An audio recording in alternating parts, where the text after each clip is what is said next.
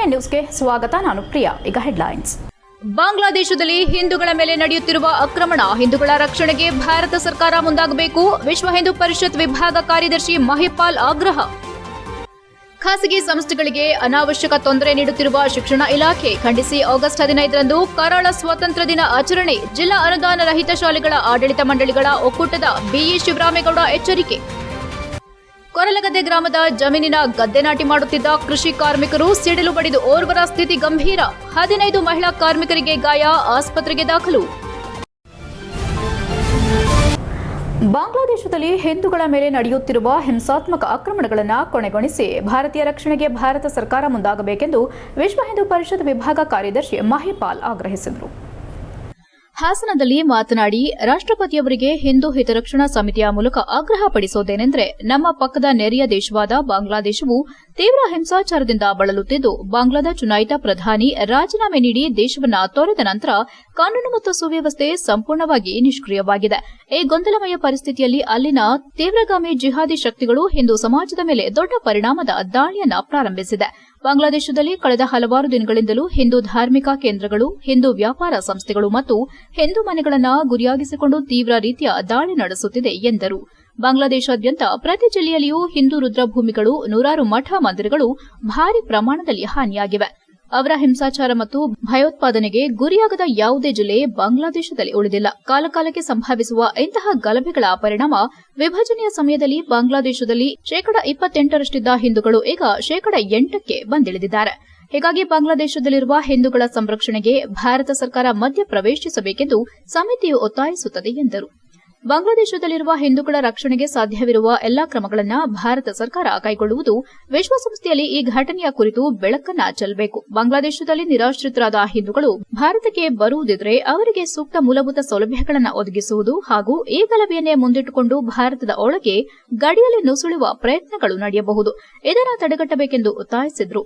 BJP ಜಿಲ್ಲಾ ಪ್ರಧಾನ ಕಾರ್ಯದರ್ಶಿ ಅಮಿತ್ ಶೆಟ್ಟಿ, ಹಿಂದೂ ಜಾಗರಣಾ ವೇದಿಕೆ ಸಂಚಾಲಕ ಲೋಕೇಶ್, ಅಧಿವ್ಯಕ್ತಿ ಪರಿಷತ್ತು ಸಂಯೋಜಕ ಮಂಜುನಾಥ್, ಜಿಲ್ಲಾ ಸಹ ಕಾರ್ಯದರ್ಶಿ ಮಂಜುಗೌಡ, ಸಂಚಾಲಕ ಲೇಪಾಕ್ಷ ಇತರರು ಉಪಸ್ಥಿತರಿದ್ದರು. HCN news, Hassan. ಹಿಂದೂ ಹಿತರಕ್ಷಣಾ ಸಮಿತಿ ಎನ್ನುವಂತಹ ಒಂದು ಸಮಿತಿಯಲ್ಲಿ ಸಮಾನ ಮನಸ್ಕ ಹಿಂದೂ ವಿಚಾರಧಾರೆ ಇರುವಂತಹ ಎಲ್ಲ ಸಂಘಟನೆಗಳ ಮುಖಂಡರು ಸೇರಿ ಈ ಪತ್ರಿಕಾಗೋಷ್ಠಿಯನ್ನು ಇಲ್ಲಿ ಮಾಡ್ತಾ ಇದ್ದೀವಿ. ಹಾಗೂ ಇಡೀ ದೇಶಾದ್ಯಂತ ಇದೇ ಹೆಸರಲ್ಲಿ ಇವತ್ತು ಪತ್ರಿಕಾಗೋಷ್ಠಿ ಮತ್ತು ಸಂಜೆ ಮಾನವ ಸರಪಳಿ ಮತ್ತು ಜಿಲ್ಲಾಧಿಕಾರಿಗಳಿಗೆ ಮನವಿ ಕೂಡ ಆಗ್ತಾ ಇದೆ. ಒಂದು ಈ ಸಮಾನ ಮನಸ್ಕ ಸಂಘಟನೆಗಳು ಒಟ್ಟಾಗಿ ಇವತ್ತು ಪತ್ರಿಕಾಗೋಷ್ಠಿ ಮಾಡ್ತಾ ಇರುವಂತಹ ಮತ್ತು ಮಾನವ ಸರಪಳಿ ಮಾಡ್ತಾ ಇರುವಂತಹ ವಿಚಾರ ಏನು ಅಂತ ಹೇಳಿದ್ರೆ, ಇವತ್ತು ಬಾಂಗ್ಲಾದೇಶದಲ್ಲಿ ಏನು ಹಿಂದೂಗಳ ಮೇಲೆ ಅಟ್ರಾಸಿಟಿ ಆಗ್ತಿದೆ, ಈ ವಿಚಾರವನ್ನು ಇಟ್ಕೊಂಡು ಇದನ್ನು ಖಂಡಿಸಿ ನಾವಿವತ್ತು ದೇಶಾದ್ಯಂತ ಈ ಒಂದು ಪತ್ರಿಕಾಗೋಷ್ಠಿಗಳನ್ನು ಮತ್ತು ಮಾನವ ಸರಪಳಿಯನ್ನು ನಾವು ರಚಿಸ್ತಾ ಇದ್ದೀವಿ. ನಮಗೆಲ್ಲರಿಗೂ ಗೊತ್ತು, 1947ರಲ್ಲಿ ಈ ನಮ್ಮ ಮಹಾಭಾರತಕ್ಕೆ ಸ್ವತಂತ್ರ ಸಿಕ್ತು. ಸ್ವತಂತ್ರ ಸಂದರ್ಭದಲ್ಲಿ ಮುಸ್ಲಿಂ ಲೀಗ್ ಶಿಕ್ಷಣ ಇಲಾಖೆಯು ದಿನಕ್ಕೊಂದು ಆದೇಶ ಹೊರಡಿಸಿ ಖಾಸಗಿ ಸಂಸ್ಥೆಗಳಿಗೆ ಅನಾವಶ್ಯಕ ತೊಂದರೆ ಕೊಡುತ್ತಿರುವುದನ್ನು ಖಂಡಿಸಿ 2024 ಆಗಸ್ಟ್ 15ರಂದು ಸ್ವಾತಂತ್ರ್ಯ ದಿನಾಚರಣೆಯನ್ನ ಕೈಗೆ ಕಪ್ಪು ಪಟ್ಟಿ ಧರಿಸಿ ಕರಾಳ ಸ್ವಾತಂತ್ರ್ಯ ದಿನಾಚರಣೆಯನ್ನಾಗಿ ಆಚರಿಸಲಾಗುವುದೆಂದು ಜಿಲ್ಲಾ ಅನುದಾನ ರಹಿತ ಶಾಲೆಗಳ ಆಡಳಿತ ಮಂಡಳಿಗಳ ಒಕ್ಕೂಟದ ಬಿಇ ಶಿವರಾಮೇಗೌಡ ತಿಳಿಸಿದರು. ಹಾಸನದಲ್ಲಿ ಮಾತನಾಡಿ, ಕಳೆದ 5 ವರ್ಷಗಳಿಂದ ಶಿಕ್ಷಣ ಇಲಾಖೆಯು ದಿನಕ್ಕೊಂದು ಆದೇಶ ಹೊರಡಿಸಿ ಖಾಸಗಿ ಶಿಕ್ಷಣ ಸಂಸ್ಥೆಗಳಿಗೆ ಅನಾವಶ್ಯಕವಾಗಿ ತೊಂದರೆ ಕೊಡುತ್ತಾ ಬಂದಿದೆ. ಉಚ್ಚ ನ್ಯಾಯಾಲಯದ ದಾವೆ ಹಾಗೂ ಕರ್ನಾಟಕ ರಾಜ್ಯ ಪತ್ರ ಅಧಿಕೃತವಾಗಿ ದಿನಾಂಕ ಪ್ರಕಟಿಸಲಾಗದ ಪ್ರಕಟಣೆಗಳು, ತೀರ್ಪುಗಳನ್ನು ಕಡೆಗಣಿಸಿ ಹೊಸ ಶಿಕ್ಷಣ ಸಂಸ್ಥೆಗಳಿಗೆ ಯಾವ ನಿಯಮ ಪಾಲಿಸಬೇಕೋ ಅದೇ ನಿಯಮವನ್ನು ಯಥಾವತ್ತಾಗಿ ಹಳೆ ಶಿಕ್ಷಣ ಸಂಸ್ಥೆಗಳಿಗೂ ಅನ್ವಯಿಸುವ ಮುಖಾಂತರ ಕಿರುಕುಳ ನೀಡುತ್ತಿರುವುದು ದುರಂತ ಎಂದರು. ಶಿಕ್ಷಣ ಸಂಸ್ಥೆಗಳ ಪರ ನ್ಯಾಯಾಲಯದ ಆದೇಶವಿದ್ದರೂ ಹೊಸ ನಿಯಮದ ಹೆಸರಿನಲ್ಲಿ ವಿಳಂಬ ಧೋರಣೆ ಮಾಡುವ ಮೂಲಕ ಖಾಸಗಿ ಶಿಕ್ಷಣ ಸಂಸ್ಥೆಗಳಿಗೆ ಹಿಂಸೆ ನೀಡಲಾಗುತ್ತಿದೆ. ಖಾಸಗಿ ಅನುದಾನ ರಹಿತ ಶಿಕ್ಷಣ ಸಂಸ್ಥೆಗಳ ಶಿಕ್ಷಕರ ಹೆಚ್ಚು ಮತಗಳನ್ನು ಪಡೆದು ಆಯ್ಕೆಯಾಗಿರುವ ಶಿಕ್ಷಣ ಕ್ಷೇತ್ರದ ಪ್ರತಿನಿಧಿಗಳು ಹಾಗೂ ಶಾಸಕರುಗಳು ಇದರ ಬಗ್ಗೆ ವಿಧಾನಸಭಾ ಅಧಿವೇಶನದಲ್ಲಿ ಪ್ರಸ್ತಾಪಿಸಿದ್ರೂ ನಮ್ಮ ಸಂಸ್ಥೆಗಳ ಹಿತ ಕಾಪಾಡುವಲ್ಲಿ ಸರ್ಕಾರ ಮುಂದಾಗುತ್ತಿಲ್ಲ ಎಂದು ದೂರಿದರು. ಒಂದು ಕಡೆ ಮಕ್ಕಳ ಭವಿಷ್ಯ, ಇನ್ನೊಂದೆಡೆ ಶಿಕ್ಷಣ ಸಂಸ್ಥೆಗಳ ಅಳಿವು ಉಳಿವು ನೋಡಿಕೊಳ್ಳಬೇಕಾಗಿದೆ. ಈ ನಿಯಮದಿಂದಾಗಿ ಶಿಕ್ಷಣ ಇಲಾಖೆ ಹಾಗೂ ಇತರೆ ಇಲಾಖೆಯಲ್ಲಿ ಭ್ರಷ್ಟಾಚಾರಕ್ಕೆ ಅವಕಾಶವಾಗಿರುತ್ತದೆ. ಇದನ್ನು ಸಂಘವು ಖಂಡಿಸುತ್ತದೆ. ಖಾಸಗಿ ಪ್ರಾಥಮಿಕ ಮತ್ತು ಪ್ರೌಢಶಾಲೆಗಳ ವಿದ್ಯಾರ್ಥಿಗಳನ್ನ ಮಲೆತಾಯಿ ಮಕ್ಕಳಂತೆ ನೋಡಿಕೊಳ್ಳುತ್ತಿದೆ. ಖಾಸಗಿ ಶಿಕ್ಷಣ ಸಂಸ್ಥೆಗಳ ಸ್ವಾತಂತ್ರ್ಯ ಹರಣ ಮಾಡುವ ಜೊತೆಗೆ ಅವೈಜ್ಞಾನಿಕ ನಿಯಮಗಳನ್ನು ಜಾರಿಯಾಗಿದ್ದನ್ನು ಖಂಡಿಸಲಾಗಿದೆ. ಸರ್ಕಾರಿ ಶಾಲೆಯ ಮಕ್ಕಳ ಹಿತ ಕಾಪಾಡುವ ನಿಟ್ಟಿನಲ್ಲಿ ಸರ್ಕಾರ ಕಾರ್ಯಪ್ರವೃತ್ತರಾಗದೆ ಸರ್ಕಾರಿ ಶಾಲೆಗಳಲ್ಲಿ ಓದುತ್ತಿರುವ ಮಕ್ಕಳ ಹಿತ ಕಡೆಗಣಿಸುತ್ತಿದೆ. ಈ ನಿಟ್ಟಿನಲ್ಲಿ ನಮ್ಮ ರಾಜ್ಯ ಖಾಸಗಿ ಶಾಲಾ ಆಡಳಿತ ಮಂಡಳಿಗಳ ಒಕ್ಕೂಟವಾದ ಜಿಲ್ಲಾ ಅನುದಾನ ರಹಿತ ಶಾಲೆಗಳ ಆಡಳಿತ ಮಂಡಳಿಗಳ ಒಕ್ಕೂಟ ಮತ್ತು ಇತರೆ ಸಂಘಗಳ ವತಿಯಿಂದ ಈ ವರ್ಷದ ಸ್ವಾತಂತ್ರ್ಯ ದಿನಾಚರಣೆಯನ್ನ ಎಂದಿನಂತೆ ಆಚರಿಸುತ್ತೇವೆ ಎಂದು ಹೇಳಿದರು. ಜಿಲ್ಲಾ ಅನುದಾನ ರಹಿತ ಶಾಲೆಗಳ ಆಡಳಿತ ಮಂಡಳಿಗಳ ಒಕ್ಕೂಟದ ಕಾರ್ಯದರ್ಶಿ ಬಿಕೆ ಗಂಗಾಧರ್, ಪದಾಧಿಕಾರಿಗಳಾದ ವೆಂಕಟರಾಮು, ಕುಮಾರ್, ಗಂಗಾಧರ್, ಹೇಮಂತ್ ಇತರರು ಉಪಸ್ಥಿತರಿದ್ದರು. HCN news Hassan. ದಿವಸ ಅವತ್ತು ನಾವು ಶಾಲೆನಲ್ಲಿ ಎಂದಿನಂತೆ ಸ್ವಾತಂತ್ರ್ಯ ದಿನೋತ್ಸವವನ್ನು ಆಚರಿಸಿ, ನಮ್ಗೆ ಯಾಕೆ ಕರಾಳ ದಿನ ಅಂತೇಳಿ ನಾವು ಅದನ್ನ ಕರಿತಾ ಇದೀವಿ ಅಂದ್ರೆ, ಖಾಸಗಿ ಶಾಲೆಗಳಿಗೆ ಅನೇಕ ತೊಂದರೆಗಳನ್ನ ಶಿಕ್ಷಣ ಇಲಾಖೆ ನಿರಂತರವಾಗಿ ನೀಡ್ತಾ ಬಂದಿದೆ. ಇಡೀ ರಾಜ್ಯದಲ್ಲಿ 24 ಲಕ್ಷ ವಿದ್ಯಾರ್ಥಿಗಳಿಗೆ ವಿದ್ಯಾದಾನವನ್ನ ಖಾಸಗಿ ಅನುದಾನ ರಹಿತ ಶಾಲೆಗಳು ನಾವು ಮಾಡ್ತಾ ಇದ್ದೇವೆ. ಮತ್ತೆ ಯಾವುದೇ ರೀತಿಯ ಸರ್ಕಾರ ನಮ್ಗೆ ಯಾವ ಸವಲತ್ತುಗಳನ್ನು ಕೂಡ ಕೊಡ್ತಾ ಇಲ್ಲ. ನಾವೇ ಅವರಿಗೆ ಪ್ರತಿ ವರ್ಷ ಮಾನ್ಯತೆ ನವೀಕರಣ ಅಂತೇಳಿ ಫೀಸ್ ಕೊಡ್ತೀವಿ ಸರ್ಕಾರಕ್ಕೆ, ವ್ಯಾಪಾರ ಮಾಡ್ದಂಗೆ. ಅದೊಂಥರ ವ್ಯಾಪಾರೀಕರಣ ಸರ್ಕಾರನೇ ದಾರಿ ಮಾಡಿಕೊಡ್ತಾ ಇದೆ. ಅದಕ್ಕೆ ನಾವು ಮಾನ್ಯತೆ ನವೀಕರಣಕ್ಕೆ ಮತ್ತೆ ಹೊಸ ಶಾಲೆಗಳಿಗೆ ಎಲ್ಲ ಫೀಸ್ ಕಟ್ಟಿ ತೆಗೆದುಕೊಳ್ಳೋ ಅಂಥದ್ದು. ಆ ಟೆಕ್ಸ್ಟ್ ಬುಕ್ ಇರ್ಬೋದು, ಮತ್ತೊಂದು ಎಲ್ಲದರಲ್ಲೂ ಕೂಡ ಸರ್ಕಾರ ಮಲತಾಯಿ ಧೋರಣೆಯನ್ನ ಮಾಡ್ತಾ ಇದೆ. ಮುಖ್ಯವಾಗಿ ಏನಾಗಿದೆ ಅಂತಂದ್ರೆ, ರಾಜ್ಯ ಪಠ್ಯಕ್ರಮದ ಶಾಲೆಗಳಿಗೆ ಬಹಳ ತೊಂದರೆ ಆಗ್ತಾ ಇದೆ. ಕಾರಣ ಏನಂತ ಅಂದ್ರೆ, ಅವರಿಗೆ ಸುರಕ್ಷತೆ ಮಾಡಿಸ್ಬೇಕು ಅಂತಾರೆ, ಕಟ್ಟಡ ಸುರಕ್ಷತೆ ಮಾಡಿಸ್ಬೇಕು ಅಂತ ಹೇಳ್ತಾರೆ, ಮತ್ತೆ ಶಿಕ್ಷಕರಿಗೆ ಸೇವಾ ಭದ್ರತೆ ನೀಡಬೇಕು ಅಂತ ಹೇಳ್ತಾರೆ. ಬೇಲೂರು ತಾಲೂಕಿನ ಅರೇಹಳ್ಳಿ ಹೋಬಳಿಯ ಕೊರಲಗದ್ದೆ ಗ್ರಾಮದ ಕೆಬಿ ಚಂದ್ರು ಹಾಗೂ ದ್ಯಾವಪ್ಪ ಗೌಡರಿಗೆ ಸೇರಿದ ಜಮೀನಿನ ಗದ್ದೆ ನಾಟಿ ಮಾಡುತ್ತಿರುವ ಸಮಯ ಇದ್ದಕ್ಕಿದ್ದಂತೆ ಪ್ರಾರಂಭಗೊಂಡ ವಿಪರೀತ ಮಳೆ ನಡುವೆ ಗುಡುಗು ಸಿಡಿಲು ಬಡಿದಿದೆ. ಈ ವೇಳೆ ಸುಮಾರು 30 ಕೃಷಿ ಕಾರ್ಮಿಕರು ನಾಟಿ ಮಾಡುತ್ತಿದ್ದು, ಸಿಡಿಲಾಘಾತಕ್ಕೆ ಒಬ್ಬರ ಸ್ಥಿತಿ ಗಂಭೀರವಾಗಿ ಸುಮಾರು 15 ಕೃಷಿ ಕಾರ್ಮಿಕರಿಗೆ ಗಾಯಗಳಾಗಿದ್ದು, ಹತ್ತಿರದ ಸಕಲೇಶಪುರ ತಾಲೂಕಿನ ಕ್ರಾಫರ್ಡ್ ಆಸ್ಪತ್ರೆಯಲ್ಲಿ ಚಿಕಿತ್ಸೆ ಪಡೆಯುತ್ತಿದ್ದಾರೆ. ಜುಲೈ ತಿಂಗಳಿನ ವರುಣಾರ್ಭಟಕ್ಕೆ ತತ್ತರಿಸಿದ್ದ ಅರೇಹಳ್ಳಿ ಭಾಗದ ಕೃಷಿ ಕಾರ್ಮಿಕರು ಕಳೆದ ವಾರದಿಂದ ಮಳೆ ಕ್ಷೀಣಿಸಿ ತುಸು ನಿರಾಳವಾಗಿದ್ದು, ಬಿಸಿಲ ನಡುವೆ ನಿನ್ನೆ ಗ್ರಾಮದ ಕೆಬಿ ಚಂದ್ರು ಹಾಗೂ ದ್ಯಾವಪ್ಪ ಗೌಡ ಅವರ ಜಮೀನಿನಲ್ಲಿ ಸುಮಾರು 30ಕ್ಕೂ ಅಧಿಕ ಕೃಷಿ ಕಾರ್ಮಿಕರು ಗದ್ದೆ ನಾಟಿ ಆರಂಭಿಸಿದ್ರು. ಮಧ್ಯಾಹ್ನ 2ರ ಹೊತ್ತಿಗೆ ಗದ್ದೆ ನಾಟಿ ಮಾಡುತ್ತಿದ್ದ ವೇಳೆ ಎದ್ದಗಿದ್ದಂತೆ ವಿಪರೀತ ಮಳೆ ನಡುವೆ ಸಿಡಿಲು ಪ್ರಾರಂಭಗೊಂಡಿದೆ. ಈ ವೇಳೆ ಸಿಡಿಲು ಬಡಿದು 35 ವರ್ಷದ ಲತಾ ಎಂಬುವರ ಸ್ಥಿತಿ ಗಂಭೀರವಾಗಿದ್ದು, ರೇಣುಕಾ, ಸವಿತಾ, ಸುಮಿತ್ರಾ ಸೇರಿದಂತೆ 15 ಮಂದಿ ಕೃಷಿ ಕಾರ್ಮಿಕರು ಹತ್ತಿರದ ಸಕಲೇಶಪುರದ ಸಾರ್ವಜನಿಕ ಕ್ರಾಫರ್ಡ್ ಆಸ್ಪತ್ರೆಯಲ್ಲಿ ಚಿಕಿತ್ಸೆ ಪಡೆಯುತ್ತಿದ್ದು, ಎಲ್ಲರೂ ಪ್ರಾಣಾಪಾಯದಿಂದ ಪಾರಾಗಿದ್ದಾರೆ ಎಂದು ಡಾಕ್ಟರ್ ಸಂಧ್ಯಾ, ಡಾಕ್ಟರ್ ಚಂದನ್ ತಿಳಿಸಿದ್ದಾರೆ. ಮಾಹಿತಿ ತಿಳಿದು ತಹಸೀಲ್ದಾರ್ ಯಮಮತ, ಪಿಎಸ್ಐ ಸರ್ದಾರ್ ಪಾಷಾ ಅವರೊಂದಿಗೆ ಸ್ಥಳಕ್ಕೆ ಭೇಟಿ ನೀಡಿ ಆರೋಗ್ಯ ವಿಚಾರಿಸಿದರು. HCN news Belur. 12 ಮೆಂಬರ್ಸ್ ಇವರು 5 ಗಂಟೆಗೆ ಬಂದಿದ್ದಾರೆ ಮೇಡಮ್. 5 ಗಂಟೆಗೆ ಮುಗಿದವರೆಲ್ಲ 8 ಗಂಟೆಗೆ ಬಂದು ತೋರಿಸ್ಕೊಂಡು ಹೋಗಿದ್ದಾರೆ.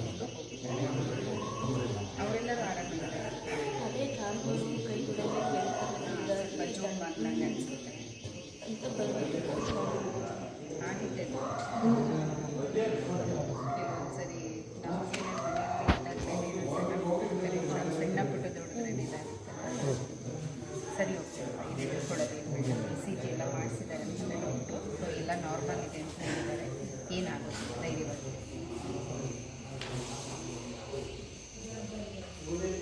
ಲೈಟ್ ಸ್ವಿಚ್ ಹಾಕಿ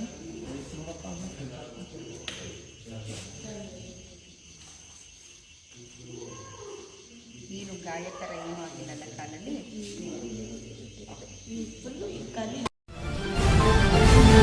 HCN ನ್ಯೂಸ್ನಲ್ಲಿ ಈಗ ಒಂದು ಪುಟ್ಟ ಬ್ರೇಕ್.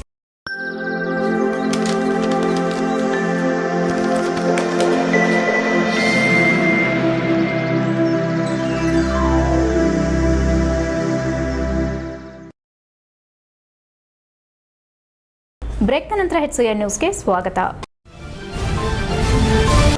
ನೂತನವಾಗಿ ಜೀರ್ಣೋದ್ಧಾರಗೊಂಡ ಶ್ರೀ ದೊಡ್ಡಮ್ಮ ಚಿಕ್ಕಮ್ಮದೇವಿ ದೇವಾಲಯದ ಕಳಶ ಪ್ರತಿಷ್ಠಾಪನೆ ಗ್ರಾಮದಲ್ಲಿ ವಿಜೃಂಭಣೆಯಿಂದ ನಡೆಯಿತು. ಶುಕ್ರವಾರ, ಶನಿವಾರ, ಭಾನುವಾರ ನಡೆದ ಕಾರ್ಯಕ್ರಮದಲ್ಲಿ ಕೃಷ್ಣ ಪ್ರಸಾದ್ ಮತ್ತು ಬೆಂಗಳೂರಿನ ಸುಬ್ಬರಾವ್ ತಂಡದಿಂದ ವಿಶೇಷ ಪೂಜಾ ಕೈಂಕರ್ಯ ನೆರವೇರಿತು.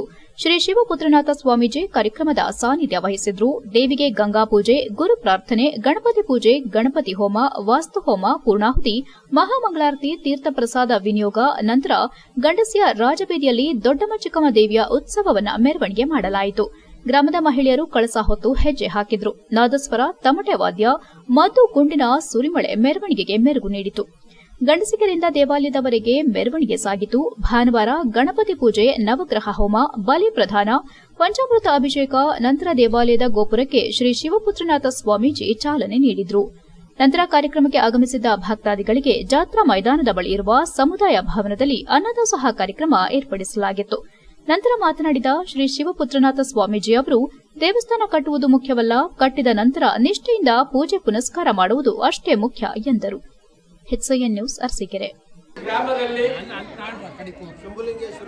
ಶಂಭುಲಿಂಗೇಶ್ವರ ಸ್ವಾಮಿಯನ್ನ ನಮಸ್ಕರಿಸಿ, ಉಳಿದ ಎಲ್ಲ ಪರಿವಾರ ದೇವತೆಗಳನ್ನು ಕೂಡ ನಮಸ್ಕರಿಸಿ, ಈ ಗ್ರಾಮದಲ್ಲಿ ಶಿಥಿಲವಾದ ದೇವಸ್ಥಾನವನ್ನ ಜೀರ್ಣೋದ್ಧಾರ ಮಾಡಿ ಅದರ ಪುನಃ ಪ್ರತಿಷ್ಠಾಪನೆ ಮತ್ತು ಕಳಸಾರೋಹಣವನ್ನ ಶ್ರಾವಣ ಮಾಸದ ಭಾನುವಾರ ಇಟ್ಕೊಂಡಿದ್ರಿ. ಬಹಳ ಸಂತೋಷದ ವಿಚಾರ.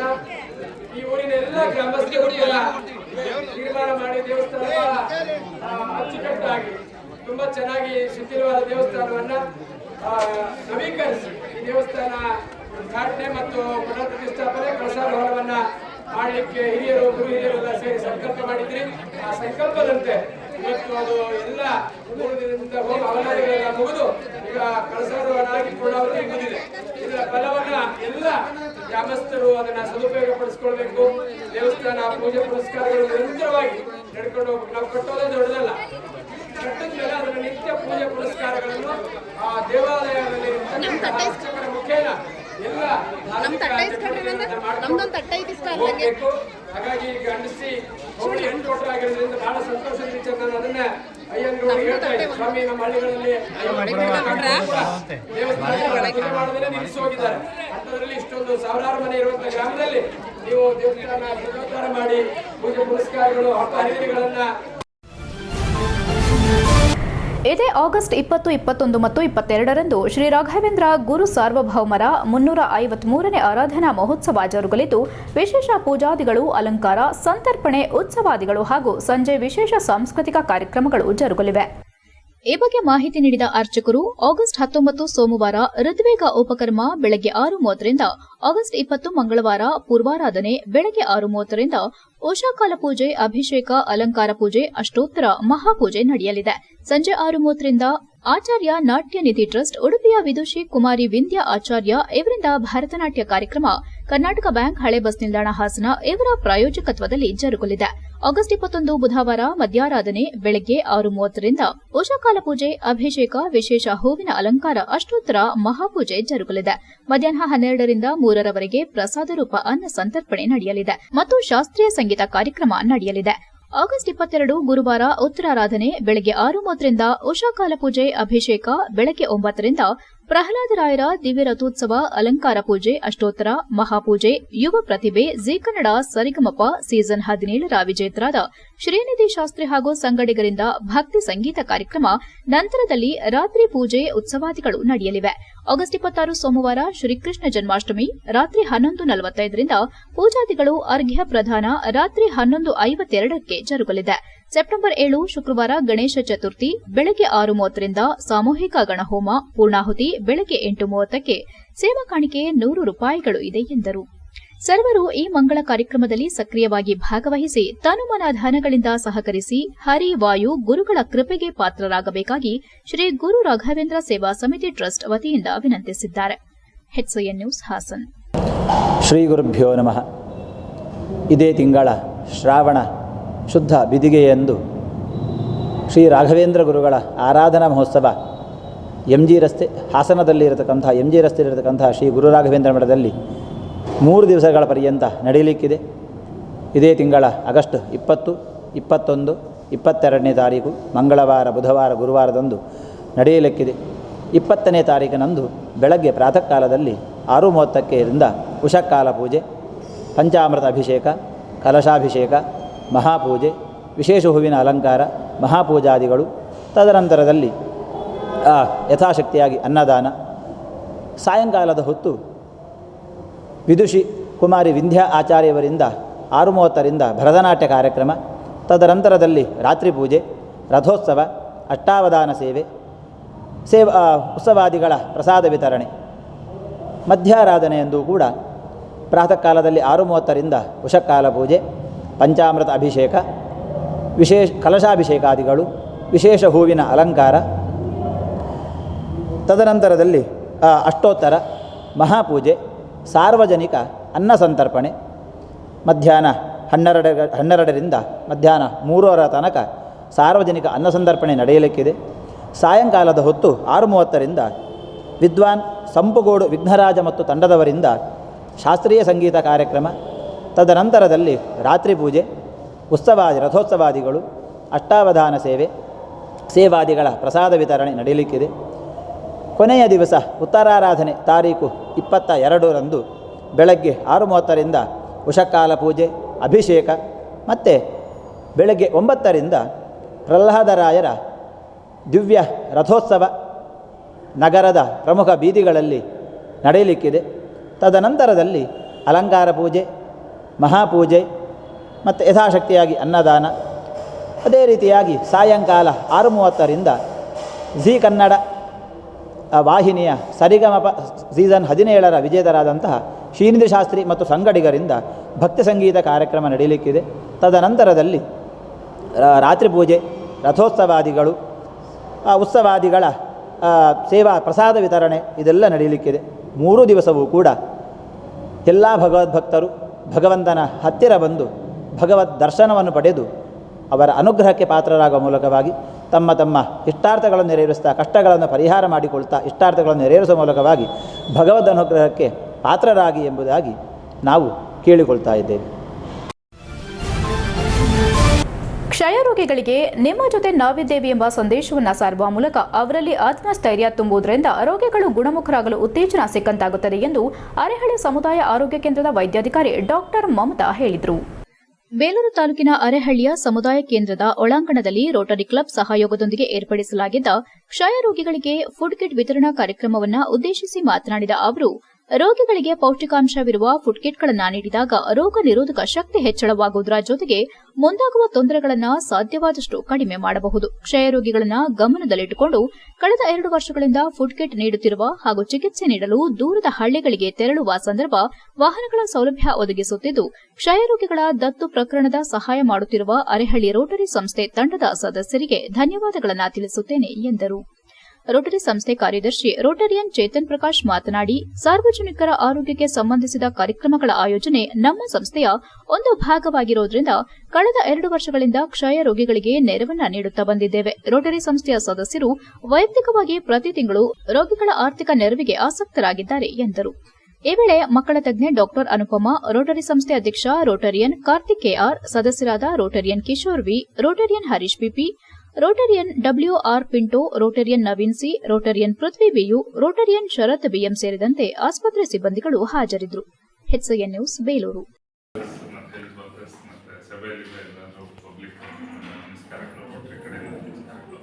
ಇದು ನಮ್ಮ ರೋಟರಿ ಕ್ಲಬ್ ಇಂದ ಪಬ್ಲಿಕ್ ಇನಿಷಿಯೇಟಿವ್ ಮತ್ತು ಪಬ್ಲಿಕ್ ಹೆಲ್ತ್ ಇಂಟ್ರೆಸ್ಟ್ ಪ್ರೋಗ್ರಾಮ್ಸ್ ಇದೆ. ಅದರಲ್ಲಿ ನಾವು ಇದನ್ನ ಸಪೋರ್ಟ್ ಮಾಡಬೇಕು ಅಂತ ಪ್ರತಿ ವರ್ಷ ನಮಗೆ ಹೇಳ್ತಾನೆ ಇರ್ತಾರೆ. ಮತ್ತು ಡಾಕ್ಟರ್ಸ್ ಕೇಳ್ಕೊಂಡಾಗ ನಮ್ಮ ರೋಟರಿ ಕಡೆಯಿಂದ ಮೆಂಬರ್ಸ್ ಎಲ್ಲ ಅವ್ರ ಪರ್ಸನಲ್ ಫಂಡ್ ಇಂದ ಕಾಂಟ್ರಿಬ್ಯೂಟ್ ಮಾಡ್ತಾ ಇದ್ದಾರೆ ಪ್ರತಿ ಕಿಟ್ಗೂ. ಅದು ತಿಂಗಳು ಕೊಡ್ತೀವಿ ಅಂತ ಪ್ರಾಮಿಸ್ ಮಾಡಿದ್ದಾರೆ. ಅದನ್ನ ಹೇಳ್ಕೊಳಕ್ ನನಗೆ ಹೆಮ್ಮೆ ಆಗುತ್ತೆ. ನಮ್ಮ ಮೆಂಬರ್ಸ್ ಎಲ್ಲ ಕೋಆಪರೇಟ್ ಮಾಡ್ತಾರೆ ಅಂತ, ಮುಂದಕ್ಕೂ ಹಿಂಗೆ ಮಾಡ್ತೀವಿ ಅಂತ, ಇನ್ನೂ ಏನಾದ್ರು ಪ್ರಾಜೆಕ್ಟ್ಸ್ ಇದ್ರೆ ಇನ್ವಾಲ್ವ್ ಆಗ್ತೀವಿ ಅಂತ ಹೇಳ್ತಾ ನನ್ನ ಮಾತುಗಳನ್ನ ಮುಗಿಸ್ತೀನಿ. HCN ನ್ಯೂಸ್ನಲ್ಲಿ ಈಗ ಒಂದು ಪುಟ್ಟ ಬ್ರೇಕ್.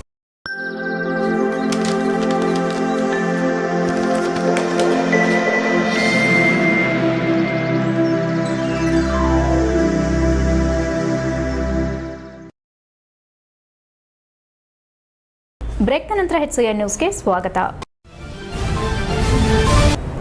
ಹಾಸನ ನಗರದ ನಾಗರಿಕರಿಗೊಂದು ಸದಾವಕಾಶ ಲಭಿಸಿದ್ದು, ನಗರದ ಡೈರಿ ಸರ್ಕಲ್ ಹತ್ತಿರದಲ್ಲಿರುವ ಹೊಯ್ಸಳ ಮೋಟಾರ್ಸ್ನಲ್ಲಿ ಆಗಸ್ಟ್ 12ರಂದು ಬಜಾಜ್ ಹೊಸ ಎಲೆಕ್ಟ್ರಿಕ್ ವಾಹನ RA E-Tech ಮತ್ತು ಮ್ಯಾಕ್ಸಿಮಾ ಕಾರ್ಗೋ E-Tech ಬಿಡುಗಡೆ ಮಾಡಲಾಯಿತು. ದಿನಾಂಕ 12/8/2024 ಸೋಮವಾರ ನಡೆದ ಕಾರ್ಯಕ್ರಮದಲ್ಲಿ ಆರ್ಟಿಒ ಅಧಿಕಾರಿ ರಾಜ್ಕುಮಾರ್, ಆರ್ಟಿಒ ಇನ್ಸ್ಪೆಕ್ಟರ್ ಯಶವಂತ್ ಕುಮಾರ್ ಭಾಗವಹಿಸಿದ್ರು. ಈ ಬಗ್ಗೆ ಮಾಹಿತಿ ನೀಡಿದ ಸೇಲ್ಸ್ ಸ್ಟೇಟ್ ಹೆಡ್ ರಾಘವೇಂದ್ರ, ನಮ್ಮ ವಾಹನಗಳು ಈಗಾಗಲೇ 72 ದೇಶಗಳಲ್ಲಿ ಉತ್ತಮವಾಗಿ ಕಾರ್ಯನಿರ್ವಹಣೆ ಮಾಡುತ್ತಿವೆ. ಇದೀಗ ನಾವು ಹಾಸನದಲ್ಲಿ ಎಲೆಕ್ಟ್ರಿಕ್ ವಾಹನವನ್ನು ಬಿಡುಗಡೆ ಮಾಡಿದ್ದೇವೆ.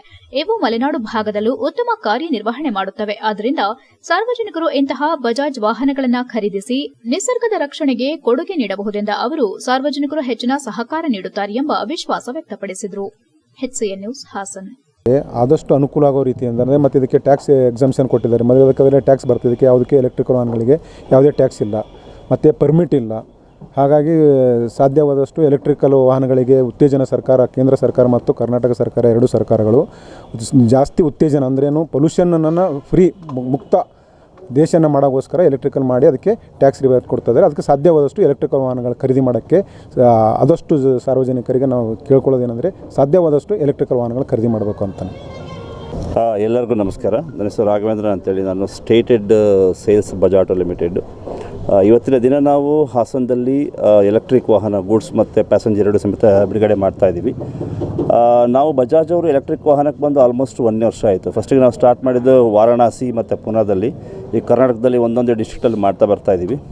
ಇಲ್ಲಿವರೆಗೆ ನಮ್ಮ ಕಸ್ಟಮರ್ ಫೀಡ್ಬ್ಯಾಕ್ ಬಹಳಷ್ಟು ಚೆನ್ನಾಗಿದೆ. ಫಾರ್ ಎಕ್ಸಾಂಪಲ್, ನಾವು ಫಸ್ಟಿಗೆ ಸ್ಟಾರ್ಟ್ ಮಾಡಿದ್ದು ಮ್ಯಾಂಗ್ಳೂರಲ್ಲಿ.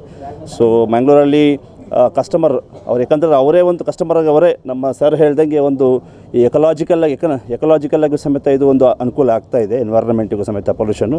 ಸೆಕೆಂಡು ಏನಂದರೆ ಇದು ಕಸ್ಟಮರ್ಗೂ ಬೆನಿಫಿಟ್ ಆಗ್ತಾಯಿದೆ. ಒಬ್ಬ ಕಸ್ಟಮರ್ 100 ಕಿಲೋಮೀಟರ್ ಓಡಿಸ್ತಾನೆ ಅಂದರೆ ಆಲ್ಮೋಸ್ಟ್ ತಿಂಗಳಿಗೆ ಅವ್ರಿಗೆ 4-4.5 ಸಾವಿರ ರೂಪಾಯಿ ಸೇವ್ ಆಗ್ತಾಯಿದೆ. ಇದರಿಂದ ಅವರೊಂದು ಸ್ಟ್ಯಾಂಡರ್ಡ್ ಆಫ್ ಲಿವಿಂಗು ಇಂಕ್ರೂಸ್ ಆಗುತ್ತೆ.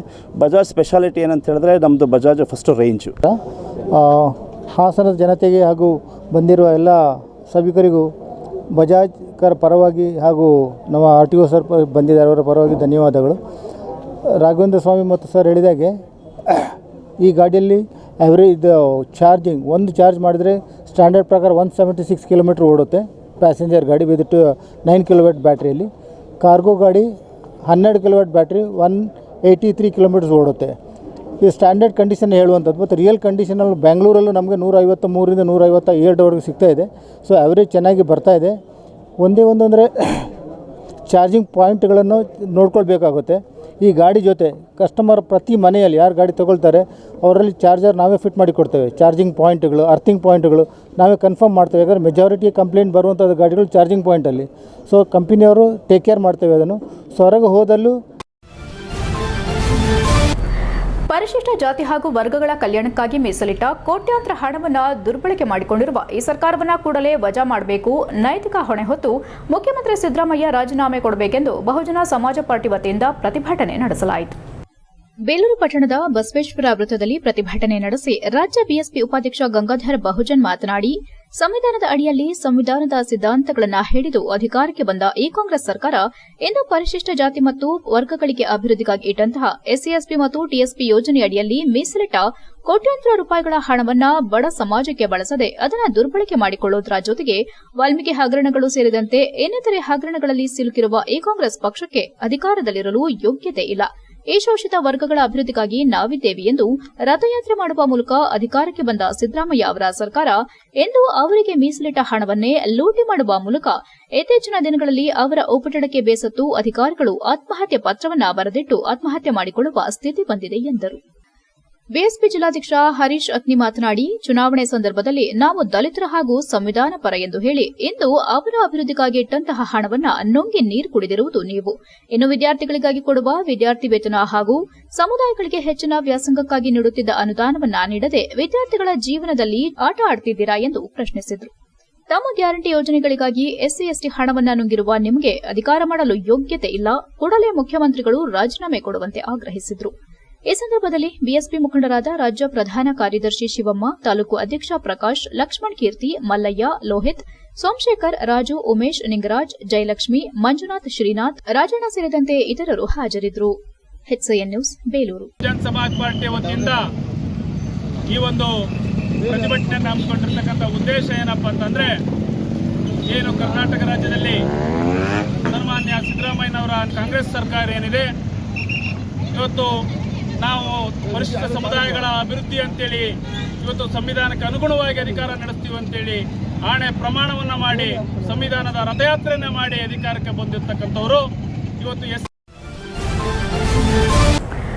ರಾಬರಿ ಸೇರಿದಂತೆ 4 ಪ್ರಕರಣದ ಪ್ರಮುಖ ಆರೋಪಿಯಾದ ಸತೀಶ್ನನ್ನ ಚನ್ನರಾಯಪಟ್ಟಣ ತಾಲೂಕಿನ ಬೂಕನಬೆಟ್ಟದಲ್ಲಿ ಸೆರೆ ಹಿಡಿಯುವಾಗ ತಮ್ಮ ರಕ್ಷಣೆಗಾಗಿ ಪೊಲೀಸರು ಆರೋಪಿ ಕಾಲಿಗೆ ಗುಂಡು ಹಾರಿಸಿ ಬಂಧಿಸಲಾಗಿದೆ ಎಂದು ಜಿಲ್ಲಾ ಪೊಲೀಸ್ ವರಿಷ್ಠಾಧಿಕಾರಿ ಮೊಹಮ್ಮದ್ ಸುಜೀತಾ ಮಾಹಿತಿ ನೀಡಿದರು. ತಮ್ಮ ಕಚೇರಿಯಲ್ಲಿ ಭಾನುವಾರದಂದು ಮಾಧ್ಯಮಕ್ಕೆ ಮಾಹಿತಿ ನೀಡಿದ ಅವರು, ಚನ್ನರಾಯಪಟ್ಟಣ ಪೊಲೀಸ್ ಠಾಣೆಯಲ್ಲಿ ಒಂದು ರಾಬರಿ ಕೇಸ್ ಫೈಲ್ ಆಗಿದ್ದು, ರಾತ್ರಿ ಸಮಯದಲ್ಲಿ ವಾಹನವನ್ನ ಅಡ್ಡಿಪಡಿಸಿ ಅವರ ಬಳಿಯಿದ್ದ ಹಣ, ಇತರೆಯನ್ನ ಕಸಿದುಕೊಳ್ಳುತ್ತಿದ್ದ ಮಂಡ್ಯದ ಮಾಡಚಕನಹಳ್ಳಿ ಗ್ರಾಮದ ಯೋಗೇಶ್, ಮಂಡ್ಯ ಜಿಲ್ಲೆಯ ಗೊರವನಹಳ್ಳಿ ಗ್ರಾಮದ ರಾಘವೇಂದ್ರ ಮತ್ತು ಮಂಡ್ಯ ಜಿಲ್ಲೆಯ ಮಾಡಚನಹಳ್ಳಿ ಗ್ರಾಮದ ಕಾರ್ತಿಕ್ ಎನ್ನುವ 3 ಜನ ಆರೋಪಿಯನ್ನ ಈಗಾಗಲೇ ಬಂಧಿಸಲಾಗಿದೆ. ವಿಚಾರಣೆಯನ್ನ ಮುಂದುವರಿಸುವಾಗ ಮುಖ್ಯ ಆರೋಪಿ ಸತೀಶ್ ಎಂಬುದು ತನಿಖೆಯಲ್ಲಿ ಕಂಡುಬಂದಿರುತ್ತದೆ ಎಂದರು. ಈ ತನಿಖೆಯನ್ನು ಚುರುಕುಗೊಳಿಸುವಾಗ ರಾತ್ರಿ ಸಮಯದಲ್ಲಿ ಹಿರಿಸಾವೆ ಬಳಿ ಸತೀಶ್ ಎನ್ನುವವರು ತಲೆಮರೆಸಿಕೊಂಡಿರುವ ಬಗ್ಗೆ ಖಚಿತ ಮಾಹಿತಿ ತಿಳಿದು ಬಂದಿದ್ದು, ಮಾಹಿತಿ ಆಧರಿಸಿ ಚನ್ನರಾಯಪಟ್ಟಣ ನಗರ ಪೊಲೀಸ್ ಠಾಣೆ inspector Raghupati, sub inspector Bharat Reddy ಸೇರಿ ಬುಕ್ಕನಹಳ್ಳಿ ಬೆಟ್ಟದಲ್ಲಿ ಒಂದು ಆಪರೇಷನ್ ಮಾಡಲು ಸಿದ್ದಪಡಿಸಿದ್ರು. ಈ ವೇಳೆ ಆರೋಪಿ ಸತೀಶ್ ಎಂಬುವವರು ಪೊಲೀಸ್ ತಂಡದಲ್ಲಿರುವ ಪಿಸಿ ಪುಟ್ಟರಾಜು ಅವರನ್ನ ಡ್ರ್ಯಾಗರ್ ಮೂಲಕ ಕೈಗೆ ಹೊಡೆದಿದ್ದು, ನಂತರ ಪಿಎಸ್ಐ ಭಾರತ್ ರೆಡ್ಡಿ ತಕ್ಷಣ ಫೈರಿಂಗ್ ಮಾಡಿದಾಗ ಮಂಡ್ಯ ಜಿಲ್ಲೆಯ ಆರ್ಡಿಯಾ ಗ್ರಾಮದ ಸತೀಶ್ ಕಾಲಿಗೆ ಪೆಟ್ಟು ಬಿದ್ದಿರುತ್ತದೆ. ನಂತರ ಬಂಧಿಸಲಾಗಿದ್ದು, ಈಗಾಗಲೇ ಕೇಸ್ ದಾಖಲಾಗಿದ್ದು ತನಿಖೆ ಇನ್ನಷ್ಟು ಚುರುಕುಗೊಳಿಸಲಾಗಿದೆ. ಈಗಾಗಲೇ ಸತೀಶ್ ಮೇಲೆ 4 ಪ್ರಕರಣಗಳು ದಾಖಲಾಗಿದ್ದು, ಈ ಪ್ರಕರಣದಲ್ಲಿ ಒಟ್ಟು 8 ಜನರ ತಂಡವಿದ್ದು, ಉಳಿದ 4 ಜನರ ಶೋಧ ಕಾರ್ಯ ನಡೆಸಲಾಗುತ್ತಿದೆ ಎಂದರು. HCN news Hassan. HCN ನ್ಯೂಸ್ನಲ್ಲಿ ಈಗ ಒಂದು ಪುಟ್ಟ ಬ್ರೇಕ್. ಹಾಸನದಲ್ಲಿ 28 ವರ್ಷಗಳಿಂದ ಜನತೆಗೆ ಅತ್ಯುತ್ತಮವಾದ ವೈದ್ಯಕೀಯ ಸೇವೆಯನ್ನು ನೀಡುತ್ತಿರುವ ಹೇಮಾವತಿ ಮಲ್ಟಿಸ್ಪೆಷಾಲಿಟಿ ಹಾಸ್ಪಿಟಲ್ ಹಾಸನ. ನಮ್ಮಲ್ಲಿ ದಿನದ 24 ಗಂಟೆಯೂ ಆಕ್ಸಿಡೆಂಟಲ್ ಇಂಜುರೀಸ್ ಮತ್ತು ಎಮರ್ಜೆನ್ಸಿ ಸರ್ವಿಸ್ಗಳನ್ನು ಹೊಂದಿದೆ. ಹೇಮಾವತಿ ಆಸ್ಪತ್ರೆಯ ಡಾಕ್ಟರ್ ನಿಖಿಲ್ ಆರ್ ಭಟ್ ರವರು ಎಂಎಸ್ ಆರ್ಥೋಪೆಡಿಕ್ನಲ್ಲಿ ಚಿನ್ನದ ಪದಕ ಪಡೆದು ಸಿಂಗಾಪುರ್ ಜನರಲ್ ಹಾಸ್ಪಿಟಲ್ನಲ್ಲಿ ಫೆಲೋಶಿಪ್ ಇನ್ ಜಾಯಿಂಟ್ ರಿಪ್ಲೇಸ್ಮೆಂಟ್ ಸರ್ಜರಿಯ ಪದವಿ ಪಡೆದು ಸೇವೆಯನ್ನ ಸಲ್ಲಿಸಿರುತ್ತಾರೆ.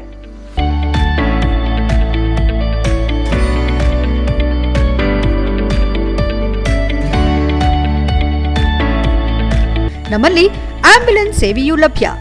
ಇನ್ನೇಕೆ ತಡ? ನೀವು ಯಾವುದೇ ಮೂಳೆ ಸಮಸ್ಯೆ ಹೊಂದಿದರೆ ಹಿಂದೆ ಭೇಟಿ ನೀಡಿ.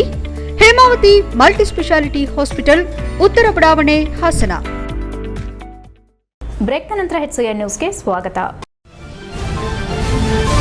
ಸ್ವಾತಂತ್ರ್ಯ ದಿನಾಚರಣೆ ಅಂಗವಾಗಿ ಬಿಜೆಪಿ ಪಕ್ಷದ ವತಿಯಿಂದ ದೇಶಾಭಿಮಾನ ಮೂಡಿಸುವ ಹಲವು ಕಾರ್ಯಕ್ರಮಗಳ ಆಯೋಜನೆ ಮಾಡಲಾಗಿದೆ ಎಂದು ಬಿಜೆಪಿ ಯುವ ಮೋರ್ಚಾ ರಾಜ್ಯ ಸಹ ಸಂಚಾಲಕ ಹರ್ಷಿತ್ ತಿಳಿಸಿದರು. ಹಾಸನದಲ್ಲಿ ಮಾತನಾಡಿ, ಅಮೃತ ಮಹೋತ್ಸವದ ಬಳಿಕ ಪ್ರತಿ ವರ್ಷ ದೇಶಾಭಿಮಾನ ಮೂಡಿಸುವ ಹಲವಾರು ಕಾರ್ಯಕ್ರಮಗಳನ್ನು ಆಯೋಜಿಸಲಾಗುತ್ತಿದ್ದು, ಅದರಂತೆ ಈ ವರ್ಷವೂ ವಿವಿಧ ಕಾರ್ಯಕ್ರಮಗಳನ್ನು ಹಮ್ಮಿಕೊಳ್ಳಲಾಗಿದೆ. ಆಗಸ್ಟ್ 14ರಂದು ಬೆಳಗ್ಗೆ ಹಾಸನದ ಹೇಮಾವತಿ ಪ್ರತಿಮೆ ಬಳಿಯಿಂದ ತಿರಂಗ ಯಾತ್ರೆ ಹಾಗೂ ಬೈಕ್ ರ್ಯಾಲಿ ಏರ್ಪಡಿಸಲಾಗಿದೆ. ಸಮಾಜದಲ್ಲಿರುವ ಎಲ್ಲಾ ವರ್ಗದವರನ್ನ ಸೇರಿಸಿ ತ್ರಿವರ್ಣ ಧ್ವಜ ಹಿಡಿದುಕೊಂಡು ದೇಶಭಕ್ತಿಯ ಘೋಷಣೆ ಕೂಗಿ ಎಲ್ಲರಲ್ಲೂ ಜಾಗೃತಿ ಮೂಡಿಸಲಾಗುವುದು. ಜೊತೆಗೆ ಅದೇ ದಿನ ಮಧ್ಯಾಹ್ನ ನಗರದ ಹಾಸನಾಂಬ ಕಲಾಕ್ಷೇತ್ರದಲ್ಲಿ ಸ್ವಾತಂತ್ರ್ಯ ಸಿಕ್ಕ ಅವಧಿಯಲ್ಲಿ ದೇಶ ವಿಭಜನೆ, ದೇಶಕ್ಕೆ ಬಂದ ಸವಾಲುಗಳ ಬಗ್ಗೆ ವಿಚಾರ ಸಂಕಿರಣ ಕಾರ್ಯಕ್ರಮ ಕೂಡ ಆಯೋಜಿಸಲಾಗಿದೆ ಎಂದರು. ಮತ್ತೊಂದು ಕಾರ್ಯಕ್ರಮ ಎಂದರೆ ಮನೆ ಮನೆ ಮೇಲೆ ತ್ರಿವರ್ಣ ಧ್ವಜ ಹಾರಿಸುವ ಕಾರ್ಯಕ್ರಮವಾಗಿದೆ. ಜೊತೆಗೆ ಜಿಲ್ಲಾದ್ಯಂತ ಇರುವ ಸ್ವಾತಂತ್ರ್ಯ ಹೋರಾಟಗಾರರ ಪ್ರತಿಮೆ ಹಾಗೂ ಹೋರಾಟ ಮಾಡಿರುವ ಪುತ್ಥಳಿಗಳನ್ನು ಸ್ವಚ್ಛಗೊಳಿಸಿ ಮಾಲಾರ್ಪಣೆ ಮಾಡುವ ಮೂಲಕ ಗೌರವ ಸಮರ್ಪಣೆ ಮಾಡಲಾಗುವುದೆಂದು ಹೇಳಿದರು. ಬಿಜೆಪಿ ಪ್ರಧಾನ ಕಾರ್ಯದರ್ಶಿ ಅಮಿತ್ ಶೆಟ್ಟಿ, ಗಿರೀಶ್, ಯುವ ಮೋರ್ಚಾ ಜಿಲ್ಲಾಧ್ಯಕ್ಷ ಪುನೀತ್, ನಗರಾಧ್ಯಕ್ಷ ಮಂಜು ಇತರರು ಉಪಸ್ಥಿತರಿದ್ದರು. HCN news Haasan. ತಿರಂಗ ಯಾತ್ರೆಗೆ ಸಂಬಂಧಪಟ್ಟಂಗೆ ನಾವು ಪ್ರತಿ ವರ್ಷದಂತೆ ಈ ಅಮೃತ ಮಹೋತ್ಸವದ ನಂತರದಲ್ಲಿ ಈ ಕೆಲವು ವರ್ಷಗಳಿಂದ ನಾವು ಅಮೃತ ಮಹೋತ್ಸವದ ಒಂದು ನಿಟ್ಟಿನಲ್ಲಿ ತಿರಂಗ ಯಾತ್ರೆ ಅಂತೇಳಿ ಒಂದು ದೇಶದ ಜನತೆಯ ಮಧ್ಯದಲ್ಲಿ ಭಾರತೀಯ ಜನತಾ ಪಾರ್ಟಿ ಕಾರ್ಯಕರ್ತರು ಎಲ್ಲರನ್ನೂ ಒಳಗೊಂಡಂತೆ ಎಲ್ಲ ಸಮಾಜದ ಎಲ್ಲ ಹಂತದ ಎಲ್ಲ ವ್ಯಕ್ತಿಗಳ ಜೊತೆಗೆ ದೇಶಾಭಿಮಾನ ಮೂಡಿಸಬೇಕು ಮತ್ತು ದೇಶದ ತ್ರಿವರ್ಣದ ಧ್ವಜವನ್ನು ಎಲ್ಲರ ಮನೆಗಳಲ್ಲಿ ಆರಿಸಬೇಕು ಮತ್ತು ಹಲವು ಥರದ ಚಟುವಟಿಕೆಗಳನ್ನ ಈ 4 ದಿವಸದಲ್ಲಿ 15ನೇ ತಾರೀಕೇನು ಸ್ವತಂತ್ರ ದಿನಾಚರಣೆ ಇದೆ ಅದಕ್ಕಿಂತ ಮುಂಚಿತವಾಗಿ ಒಂದಷ್ಟು ಚಟುವಟಿಕೆಗಳನ್ನ ಸಮಾಜದ ಮಧ್ಯೆ ನಡೆಸಬೇಕು ಅಂತೇಳಿ ನಮ್ಮ ಪಕ್ಷದ ವತಿಯಿಂದ ನಮಗೆ ಆದೇಶ ಇತ್ತು. ಅದರಂತೆ ಈ ಒಂದಷ್ಟು ಕಾರ್ಯಕ್ರಮಗಳನ್ನ ಚಟುವಟಿಕೆಗಳನ್ನ ತಮ್ಮ ಮುಂದೆ ನಾವು ಹೇಳ್ತಾ ಇದ್ದೀವಿ. ಈ ಥರ ಕಾರ್ಯಕ್ರಮಗಳನ್ನ ನಾವು ಹಮ್ಮಿಕೊಂಡಿದ್ದೇವೆ. ಮೊದಲನೇದಾಗಿ ತ್ರಿವರ್ಣ ಧ್ವಜ ಯಾತ್ರೆ ಒಂದು ಬೈಕ್ ರ್ಯಾಲಿಯನ್ನು ಯುವ ಮೋರ್ಚಾದ ವತಿಯಿಂದ ನಾವು 14ನೇ ತಾರೀಕು ಹಮ್ಮಿಕೊಂಡಿದ್ದೀವಿ. ಅವತ್ತು ಸಮಾಜದಲ್ಲಿರುವಂಥ ಎಲ್ಲ ಥರದ ಯುವಕರನ್ನು ಸೇರಿಸಿ ನಮ್ಮ ತ್ರಿವರ್ಣ ಧ್ವಜವನ್ನು ಹಿಡ್ಕೊಂಡು ಅವತ್ತು ಈ ಎಲ್ಲ ಕಡೆ ದೇಶಭಕ್ತಿಯ ಘೋಷಣೆಗಳನ್ನು ಕೂಗ್ತಾ ನಗರದ ಪ್ರಮುಖ ಬೀದಿಗಳಲ್ಲಿ ಸಂಚಾರ ಮಾಡುವಂಥ ಒಂದು ಯಾತ್ರೆಯನ್ನು ಒಂದು ಯುವ ಮೋರ್ಚಾದ ವತಿಯಿಂದ BJP ಯುವ ಮೋರ್ಚಾದ ವತಿಯಿಂದ ಆಯೋಜನೆಯನ್ನು ಮಾಡಿದ್ದೇವೆ. ಮತ್ತೊಂದು ವಿಭಜಿತ್ ವಿಭಜನ್ ಅಂತೇಳಿ ಒಂದು ಸಂವಿಧಾನದ ಆಶಯಗಳ ಆಧಾರಿತ ಆಡಳಿತ ವ್ಯವಸ್ಥೆ ಪಾರದರ್ಶಕವಾಗಿ ಅನುಷ್ಠಾನವಾದರೆ ದೇಶದ ಪ್ರಜಾಪ್ರಭುತ್ವ ಸದೃಢವಾಗುತ್ತದೆ. ಅದಕ್ಕಾಗಿ ವಿದ್ಯಾವಂತ ಯುವ ಸಮೂಹ ಹಾಗೂ ಸಾಮಾಜಿಕ ನ್ಯಾಯದ ಚಳವಳಿಗಾರರು ಸಂವಿಧಾನ ಅರಿವು ಮೂಡಿಸುವ ಮಹತ್ತರ ಕಾರ್ಯದಲ್ಲಿ ಸನ್ನದ್ಧರಾಗಬೇಕೆಂದು ಸಂವಿಧಾನ ಓದು ಅಭಿಯಾನದ ಹಾಸನ ಜಿಲ್ಲಾ ಆಯೋಜಕ ಗೋರೂರು ರಾಜು ಕರೆ ನೀಡಿದರು. ಅವರು ಹೊಳೆನರಸೀಪುರ ತಾಲೂಕಿನ ಕಡುವಿನ ಹೊಸಹಳ್ಳಿ ಗ್ರಾಮದ ದಂಡೋರ ಸಮಿತಿಯ ಕೆಎಂ ನಾಗರಾಜ್ ಅವರ ಪರಿವರ್ತನಾಲಯ ಕಚೇರಿಯಲ್ಲಿ ಜಿಲ್ಲಾ ಮಟ್ಟದ ಸಂವಿಧಾನ ಅಧ್ಯಯನ ಶಿಬಿರಕ್ಕೆ ಯುವಕರನ್ನ ನೋಂದಾಯಿಸುವ ಪ್ರಕ್ರಿಯೆ ಕುರಿತು ಮಾತನಾಡುತ್ತಾ ಹೈಕೋರ್ಟ್ನ ಮುಖ್ಯ ನ್ಯಾಯಮೂರ್ತಿಗಳಾಗಿ ಕಾರ್ಯನಿರ್ವಹಿಸಿದ ನ್ಯಾಯಮೂರ್ತಿ ನಾಗಮೋಹನ್ ದಾಸ್ ಅವರ ತಂಡ ರಾಜ್ಯಾದ್ಯಂತ ಸಂವಿಧಾನ ಓದು ಅಭಿಯಾನ ಆರಂಭಿಸಿದೆ. ಈ ಅಭಿಯಾನದ ಅಂಗವಾಗಿ ಹಾಸನದ ಯೂತ್ ಹಾಸ್ಟೆಲ್ನಲ್ಲಿ ದಿನಾಂಕ 31/8/2024 ಹಾಗೂ ದಿನಾಂಕ 1/9/2024 2 ದಿನಗಳ ಕಾಲ ಉಚಿತ ಊಟ ವ್ಯವಸ್ಥೆಯೊಂದಿಗೆ ಸಂವಿಧಾನ ಅಧ್ಯಯನ ಶಿಬಿರ ಆಯೋಜಿಸಲಾಗಿದೆ. ಈ ಶಿಬಿರವನ್ನು ಕಾನೂನು ತಜ್ಞರಿಂದ ಸಂವಿಧಾನ ಮತ್ತು ಯುವ ಜನತೆಯ ಮುಂದಿನ ಭವಿಷ್ಯ ಕುರಿತು ಉಪನ್ಯಾಸ, ಚರ್ಚೆ, ಸಂವಾದಗಳು ನಡೆಯಲಿದ್ದು ಪದವೀಧರ ಯುವಕ ಯುವತಿಯರು, ಚಳುವಳಿಗಾರರು ಭಾಗವಹಿಸಲು ₹50 ನೋಂದಣಾ ಶುಲ್ಕದೊಡನೆ ನೋಂದಾಯಿಸಿಕೊಳ್ಳುವಂತೆ ಮಾಹಿತಿ ನೀಡಿದರು. ದಂಡೋರ ರಿಸರ್ವೇಷನ್ ಹೋರಾಟ ಸಮಿತಿಯ ಹಾಸನ ಜಿಲ್ಲಾಧ್ಯಕ್ಷ ಟಿಆರ್ ವಿಜಯಕುಮಾರ್ ಮಾತನಾಡಿ, ಸಂವಿಧಾನ ಅರಿವು ಪ್ರತಿಯೋರ್ವರ ಸಾಮಾಜಿಕ ಹಕ್ಕು ಎಂದು ಪ್ರತಿಪಾದಿಸಲು ಶಿಕ್ಷಣ ಬೇಕು. ಶಿಕ್ಷಿತರು ಸಂವಿಧಾನ ಅರಿತರೆ ಸಂವಿಧಾನದ ಆಶಯಗಳು ಯಶಸ್ವಿಯಾಗಿ ಸಾಕಾರಗೊಳ್ಳುತ್ತವೆ ಎಂದರು. ಹಾಗೂ ಶಿಬಿರದಲ್ಲಿ ಮೊದಲು ನೋಂದಾಯಿಸಿಕೊಂಡ 100 ಜನ ಶಿಬಿರಾರ್ಥಿಗಳಿಗೆ ಮಾತ್ರ ಪ್ರವೇಶ ದೊರಕುವುದು. ಆದ್ದರಿಂದ ಸಮುದಾಯದ ಎಲ್ಲಾ ತಾಲೂಕುಗಳ ಪದವೀಧರ ಯುವಕರು, ಚಳುವಳಿಯ ಹೋರಾಟಗಾರರು ಆದಷ್ಟು ಬೇಗ ನೋಂದಾಯಿಸಿಕೊಳ್ಳುವಂತೆ. ಹೆಚ್ಚಿನ ಮಾಹಿತಿಗಾಗಿ ಗೋರೂರು ರಾಜು ಮೊಬೈಲ್ ಸಂಖ್ಯೆ 9484827170 ಹಾಗೂ ವಿಜಯಕುಮಾರ್ ಮೊಬೈಲ್ ಸಂಖ್ಯೆ 9606913011ಕ್ಕೆ ಸಂಪರ್ಕಿಸುವಂತೆ ತಿಳಿಸಿದರು. ದಂಡೋರ ತಾಲೂಕು ಸಮಿತಿಯ KM Nagaraj, KN Satish, KA Praveen, KM Chikkanna, KJ Sunil Kumar, Shivamurthy, Abhishek, Sachin, Dayanand, Manu, Janardhan, Manju, Kiran, Chethan, Prajwal ಹಾಗೂ ಕಡುವಿನ ಹೊಸಹಳ್ಳಿ ಗ್ರಾಮದ ಹಲವಾರು ಯುವಕರು ಉಪಸ್ಥಿತರಿದ್ದು ಶಿಬಿರದಲ್ಲಿ ಭಾಗವಹಿಸಲು ನೋಂದಣಿ ಪ್ರಕ್ರಿಯೆಗೆ ಚಾಲನೆ ನೀಡಿದರು. HCN news, Holenarasipura. Nagamohan Das justice, high court justice, ಅವರೊಂದು ತಂಡ ಕಟ್ಟಿದ್ದಾರೆ. ಈ ತಂಡದ ಉದ್ದೇಶ ಏನು ಅಂತಂದ್ರೆ, ಸಂವಿಧಾನವನ್ನು ನಮ್ಮ ಹುಡುಗರಿಗೆ ಅರ್ಥೈಸಬೇಕು, ಸಂವಿಧಾನದ ಆಶಯಗಳನ್ನ ನಮ್ಮ ಹುಡುಗರು ಪಡಿಬೇಕು, ಆ ಮೂಲಕ ಅವರು ಶ್ರೇಯಸ್ಸನ್ನು ಕಾಣಬೇಕು, ಬದುಕನ್ನು ಕಟ್ಟಿಕೋಬೇಕು ಅನ್ನೋ ನಿಟ್ಟಿನಲ್ಲಿ ಅವರಿಗೆ 2 ದಿನಗಳ ಕಾಲ ಶಿಬಿರವನ್ನು ಏರ್ಪಾಡು ಮಾಡಿದ್ದಾರೆ. ಸುಮಾರು ₹1.25 ಲಕ್ಷ ಖರ್ಚು ಬರ್ತದೆ. ನಾವು ಯಾತ ನಿಮ್ಗೆ ದುಡ್ಡು ಕೊಡ್ತೇವೆ. ಆದ್ರೆ ₹50 ಫೀಸ್ ಯಾಕೆಂದ್ರೆ ಕಮಿಟ್ಮೆಂಟ್ಗೆ. ನಾನೆಲ್ಲ ವಿಜಯಕುಮಾರ್ ಸರ್ 10 ಜನ ಕಳಿಸ್ಕೊಂಡಿದ್ದು ನಿಮ್ಮ ತಾಲೂಕಿಂದ. ಸರ್ ನಾನು 10 ಜನ ಕಳಿಸಿದ್ದು ಇಷ್ಟೂರ ಆಯ್ತೀನಿ ಸರ್, ನಾನು 10 ಜನ ಅದನ್ನ ಕಳ್ಸಕ್ ಹಾಕಲ್ಲ, ನನಗೆ ಇದು ಒಂದೇ ಊರಲ್ಲಿ 15 ಜನ ಹುಡುಗರು ಬರ್ತಾರೆ, ಉಳಿದವರಲ್ಲಿ ಕಳ್ಸೋಣ ಅಂತ ನಾನು ನಾಗಮೋಹನ್ ದಾಸ್ ಸರ್ ಹತ್ರ ಮಾತಾಡಿದೆ. ಸೊ ಸಂವಿಧಾನದ ಆಶಯಗಳನ್ನ ಅರಿಬೇಕು ಅಂತ ಮನಸ್ಸಿರೋ ಹುಡುಗರು ಇನ್ನೊಂದು 25 ಜನ ಬಂದರೂ ಪರವಾಗಿಲ್ಲ ಅಂತ ಹೇಳಿದ್ರು ಸರ್. ನಾನು ವಿಜಯಕುಮಾರ್ ಅವ್ರು ಹೇಳ್ತಾ ಇದ್ದೀನಿ, ಸರ್ ಇದೊಂದೇ ಊರಲ್ಲಿ ಬೇಕಾದ್ರೆ 25 ಜನ ಕಳಿಸಿ, ಆದರೆ ಗ್ರಾಜುಯೇಟ್ಸ್ ಆಗಿರ್ಬೇಕು ಮತ್ತೆ ಸಂಘಟಕರಾಗಿರ್ಬೇಕು. ಸ್ವಾತಂತ್ರ್ಯ ದಿನಾಚರಣೆ ಅಂಗವಾಗಿ ಹಾಸನ ನಗರದ ಹೌಸಿಂಗ್ ಬೋರ್ಡ್ ಬಳಿ ಇರುವ ಮಾರ್ಷಲ್ ಕಾರ್ಯಪ್ಪ ಉದ್ಯಾನವನದಲ್ಲಿ ಸೈನಿಕರ ಭವನದಲ್ಲಿ ಭಾನುವಾರ ಬೆಳಗ್ಗೆ ಹಮ್ಮಿಕೊಳ್ಳಲಾಗಿದ್ದ ಚಿತ್ರಕಲೆ ಮತ್ತು ರಸಪ್ರಶ್ನೆ ಸ್ಪರ್ಧೆಯಲ್ಲಿ ಸುಮಾರು 45ಕ್ಕೂ ಹೆಚ್ಚು ಮಕ್ಕಳು ಉತ್ಸಾಹದಿಂದ ಪಾಲ್ಗೊಂಡಿದ್ದು, ಸ್ಪರ್ಧೆಯಲ್ಲಿ ಗೆದ್ದ ಮಕ್ಕಳಿಗೆ ಆಗಸ್ಟ್ 15ರಂದು ಬಹುಮಾನ ನೀಡಿ ಪುರಸ್ಕರಿಸಲಾಗುತ್ತದೆ. ಜಿಲ್ಲಾ ಮಾಜಿ ಸೈನಿಕರ ಸಂಘದ ಉಪಾಧ್ಯಕ್ಷ ಗೋವಿಂದೇಗೌಡ ಮಾತನಾಡಿ, ಪ್ರಸ್ತುತದಲ್ಲಿ ಸ್ಪರ್ಧೆ ಮಾತ್ರವಲ್ಲ, ಈ ಮಕ್ಕಳ ಮುಂದಿನ ಬೆಳವಣಿಗೆ ನಮ್ಮ ದೇಶದ ಆಸ್ತಿ. ಈಗ ನಡೆಯುತ್ತಿರುವ ಕ್ರೀಡೆಯನ್ನ ನಾವುಗಳೆಲ್ಲ ನೋಡುತ್ತಿದ್ದು ಗೋಲ್ಡ್ ಮೆಡಲ್ ತಂದಿದ್ದಾರೆ.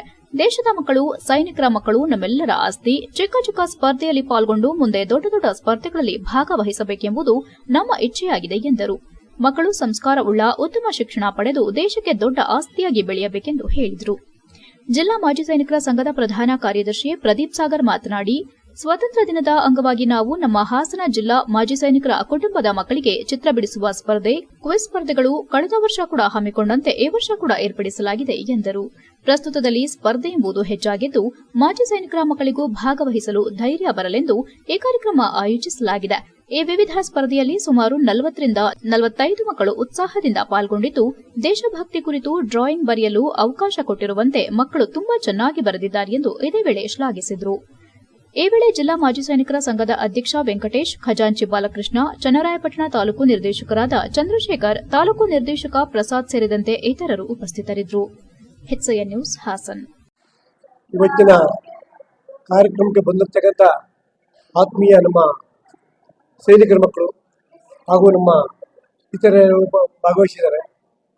ಏಕೆಂದರೆ ಇವತ್ತು ನಾವು ಬರೀ ಕಾಂಪಿಟೇಷನ್ ಮಾತ್ರ ಅಲ್ಲ, ಈ ಮಕ್ಕಳು ಮುಂದೆ ಬೆಳವಣಿಗೆ ನಮ್ಮ ದೇಶದ ಆಸ್ತಿ. ಒಂದು ಯಾವುದೇ ಕಾಂಪಿಟೇಷನ್ ಸ್ಪೋರ್ಟ್ಸ್ ಆಗಿರ್ಬೋದು, ಇವತ್ತಿನ ಒಲಿಂಪಿಕಲ್ಲಿ ನೋಡ್ತಾ ಇದ್ರು ಎಲ್ಲ ಇನ್ನೊಂದು 3 ಕಾಲ ಕೂಡ ಇವತ್ತು ಮೆಡಲ್ ಕಳ್ಸಿ ಬಂದಿದ್ದಾರೆ. ಆಗ ನಮ್ಮ ದೇಶದ ಮಕ್ಕಳು, ನಮ್ಮ ಸೈನಿಕರ ಮಕ್ಕಳು ಮುಂದೆ ಒಳ್ಳೆ ಕಾಂಪಿಟೇಷನ್ ಅಟೆಂಡ್ ಮಾಡಬೇಕು, ಸ್ಪೋರ್ಟ್ಸ್ ಅಟೆಂಡ್ ಮಾಡಬೇಕು. ಹಾಗೆ ಇವತ್ತು ಬಂದದ ಕಾರ್ಯಕ್ರಮಕ್ಕೆ ಎಲ್ಲರಿಗೂ ಆ ಮಕ್ಕಳಿಗೆ ಕೇಳ್ಕೊತಾ ಇದ್ರಿ, ನೀವೆಲ್ಲ ಮುಂದೆ ನಮ್ಮ ದೇಶದ ಆಸ್ತಿ, ಅದಕ್ಕೋಸ್ಕರ ನೀವು ಈ ನಮ್ಮ ದೇಶ ಆಸ್ತಿ ಬೆಳಿಬೇಕು ಮಾಡಬೇಕು ಅನ್ನೋ ಉದ್ದೇಶಕ್ಕೆ ನೀವೆಲ್ಲ ಇವತ್ತು ಕಾಂಪಿಟೇಷನ್ ಅಟೆಂಡ್ ಮಾಡ್ತಾ ಇದ್ದೀರಾ. ಕೊನೆಯಲ್ಲಿ ಮತ್ತೊಮ್ಮೆ ಮುಖ್ಯಾಂಶಗಳು. ಬಾಂಗ್ಲಾದೇಶದಲ್ಲಿ ಹಿಂದೂಗಳ ಮೇಲೆ ನಡೆಯುತ್ತಿರುವ ಆಕ್ರಮಣ, ಹಿಂದೂಗಳ ರಕ್ಷಣೆಗೆ ಭಾರತ ಸರ್ಕಾರ ಮುಂದಾಗಬೇಕು, ವಿಶ್ವ ಹಿಂದೂ ಪರಿಷತ್ ವಿಭಾಗ ಕಾರ್ಯದರ್ಶಿ ಮಹಿಪಾಲ್ ಆಗ್ರಹ. ಖಾಸಗಿ ಸಂಸ್ಥೆಗಳಿಗೆ ಅನಾವಶ್ಯಕ ತೊಂದರೆ ನೀಡುತ್ತಿರುವ ಶಿಕ್ಷಣ ಇಲಾಖೆ ಖಂಡಿಸಿ ಆಗಸ್ಟ್ 15ರಂದು ಕರಾಳ ಸ್ವಾತಂತ್ರ್ಯ ದಿನ ಆಚರಣೆ, ಜಿಲ್ಲಾ ಅನುದಾನ ರಹಿತ ಶಾಲೆಗಳ ಆಡಳಿತ ಮಂಡಳಿಗಳ ಒಕ್ಕೂಟದ ಬಿಇ ಶಿವರಾಮೇಗೌಡ ಎಚ್ಚರಿಕೆ. ಕೊರಲಗದ್ದೆ ಗ್ರಾಮದ ಜಮೀನಿನ ಗದ್ದೆ ನಾಟಿ ಮಾಡುತ್ತಿದ್ದ ಕೃಷಿ ಕಾರ್ಮಿಕರು ಸಿಡಿಲು ಬಡಿದು ಓರ್ವರ ಸ್ಥಿತಿ ಗಂಭೀರ, 15 ಮಹಿಳಾ ಕಾರ್ಮಿಕರಿಗೆ ಗಾಯ, ಆಸ್ಪತ್ರೆಗೆ ದಾಖಲು. ಎಷ್ಟೊತ್ತು ನೀವು ನೋಡಿದ್ದು ಹಾಸನದ ಸುದ್ದಿ ಅಂದ್ರೆ HCN ನ್ಯೂಸ್.